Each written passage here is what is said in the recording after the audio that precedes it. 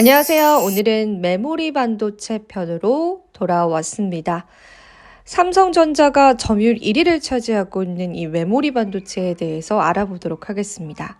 일단 메모리 반도체는요, 휘발성과 비휘발성으로 나뉘는데요.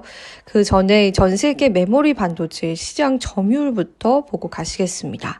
역시나 메모리 반도체는 국내 기업들이 큰 점유율을 차지하고 있습니다. 삼성전자와 SK하이닉스가 각각 1, 2위를 차지하고 있고요. 그 다음으로는 마이크론이 차지를 하고 있습니다.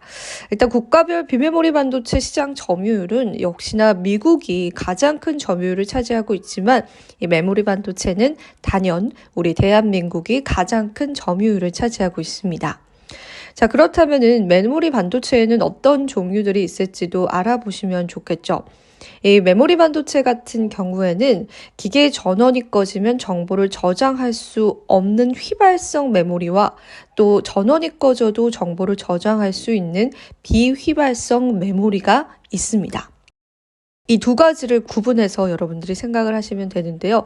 흔히 우리가 잘 알고 있는 이 비휘발성 메모리 중에 하나인 롬 같은 경우에는 굉장히 관련주로서도 시장에 부각을 받기도 합니다.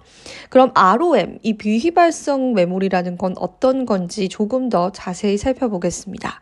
비휘발성 메모리 반도체는 이 전원이 꺼져도 정보를 저장할 수 있지만은 이 처리 속도가 굉장히 느립니다.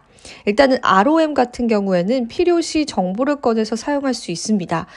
이러한 행위 자체가 물리적인 책장에서 필요한 책을 꺼내서 읽는 것과 비슷합니다. 그래서 우리가 흔히 알고 있는 ROM 기반의 보조 기억 장치로는 SSD, HDD, CD, 하드디스크, 플래시디스크 등이 있습니다. 일단 플래시 메모리는 주로 스마트폰이나 PC의 보조 기억 장치로 활용이 되고요. 또 빅데이터 AI 발전과 함께 수요가 계속해서 좀 증가하고 있습니다. 그래서 우리가 흔히 많이 사용하는 게 낸드 플래시 메모리다라고 보시면 되는데 이 메모리 반도체 시장에서 무려 43%의 비율을 차지하고 있습니다. 자, 그러면 이 플래시 메모리 중에서도 낸드 플래시 메모리 그리고 노어 플래시 메모리 이렇게 나뉜다고 했는데요. 이 낸드 플래시는 비휘발성 메모리 중에 하나고 가장 큰 특징은 한 번 저장된 정보가 차단돼서 지워지지 않고 최대 10년 동안 보존이 된다는 겁니다. 메모리는 크기를 작게 만들기가 쉬워서 엄지손톱만한 크기의 수십 편의 영화 분량의 정보를 저장할 수 있습니다. 하지만 역시나 데이터를 저장하고 또 불러오는 데에 걸리는 시간이 있다라는 단점이 있습니다. 노어 플래시 메모리도 보겠습니다.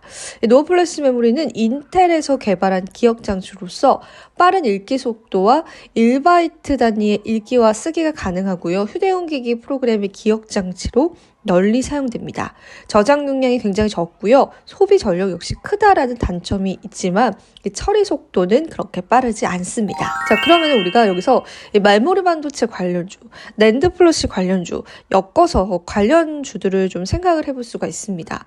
일단 단연 이 메모리 반도체 하면 삼성전자가 1순위겠죠. 삼성전자가 있을 수 있겠고요. 일단은 최근에 삼성전자는 메모리 반도체 감산 선언과 관련해서 이 디램에 대한 감산을 실시하겠지만 낸드 플래시에서는 기존의 공급 물량 공세를 계속해서 이어갈 것으로 관측이 되고 있습니다. 낸드 플래시는 디램보다 기술 장벽이 상대적으로 낮기 때문에 악화가 이어진 경우 경쟁력이 약한 기업들은 버티기 힘든 단계에 접어들어서 결과적으로 삼성전자에게 유리하게 전개될 가능성이 있다라고 합니다. SK하이닉스 역시도 메모리 반도체 관련주 중에 하나죠. 주력 제품인 디램과 낸드 플래시 등의 반도체가 있고요. 2020년 10월 인텔의 낸드 사업을 양수하기로 결정했다라는 이슈는 다들 들어보셨을 겁니다.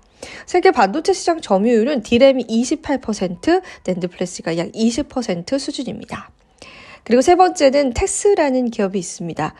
테스 같은 경우에는 반도체 제조에 필요한 전공정 장비 기업 중에 하나이기도 한데요. 2013년 반도체 전공정 장비 양산에 성공을 했고 비정실 탄소막을 증착해서 신규 FECVD는 반도체 3D 낸드 공정에 적용했다라는 그러한 점들이 좀 부각이 되면서 메모리 반도체로도 함께 분류가 되고 있습니다. 하나 마이크론 같은 경우에도요, 이 동사의 주요 및 주요 종속회사는 현재 반도체 제품 생산과 반도체 재료 제품 생산을 주요 산업으로 영위하고 있기 때문에 메모리 반도체나 비메모리 반도체 모두 다 해당되는 기업이다라고 보시면 될 것 같습니다. 마이크로 2나노 역시도 이 메모리 반도체 관련주 중에 하나로 꼽히고요. 그리고 마이크로 프렌드도 메모리 반도체 관련주로 꼽히기도 합니다.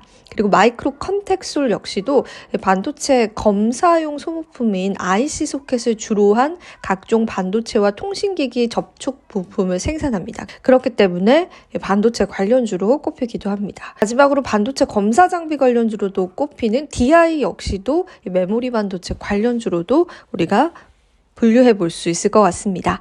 네, 이렇게 해서 오늘 메모리 반도체 관련주에 대해서 알아봤는데요. 전반적으로 반도체 안에서 여러 가지 사업 분야로 나뉘기는 하지만은 관련한 기업들, 종목들은 좀 겹치는 부분들이 상당히 많이 있습니다. 그래서 이제 큰 틀로 봤을 때는 모두 반도체 관련주다라고 보시면 될 것 같고, 메모리 반도체와 비메모리 반도체가 어떤 점들이 명확히 다른지에 관해서는 앞으로 이해하시기 쉬우실 것 같습니다. 그래서 제 영상 참고하시면서 반도체 관련해서 많은 공부가 되셨기를 바라고요. 오늘 메모리 반도체 편은 여기서 마쳐보도록 하겠습니다.